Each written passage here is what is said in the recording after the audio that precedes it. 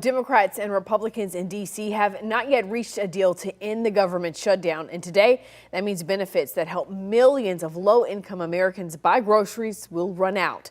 The U.S. Department of Agriculture posted a notice on its website saying Supplemental Nutrition Assistance Program, or SNAP, benefits will not go out on November 1st. Agency leaders are placing blame on Senate Democrats. KVUE's Kelsey Sanchez joined us now. And Kelsey, you've been talking with families here in Central Texas who depend on SNAP to put food on the table. What are they telling you? Well, Ashley and Quita, as you can imagine, people are panicked, they're scared. And I actually talked to one mother today who told me that she's using the October benefits to get her through, but she says that it probably won't be enough.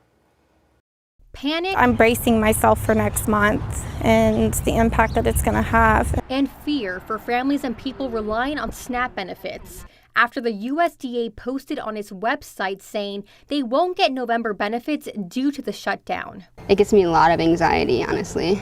Christy Sims says she receives about $400 a month and needs it for her daughter.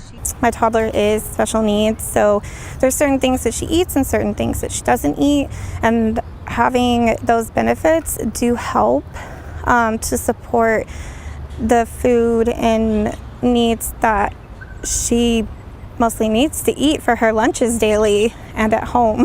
Christy Moore says she gets about $100 a month for foods that help her manage her critical condition. I have a brain tumor, so I get sick a lot, like nausea, vomiting, stuff like that. My stomach always has issues, so it really impacts me. In a memo obtained by KVUE, officials with the U.S. Department of Agriculture said the agency can't use its contingency funds to cover the shortfall because the money is not legally available to cover regular benefits. Instead, they say that money is for emergencies like natural disasters. But some local leaders say this qualifies. I think President Trump has created a one-man emergency. They found ways to fund whatever they want to fund. As he says, to fund Republican priorities. I think that keeping people from going hungry should be a nonpartisan priority. Austin Congressman Lloyd Doggett says lawmakers must come to an agreement.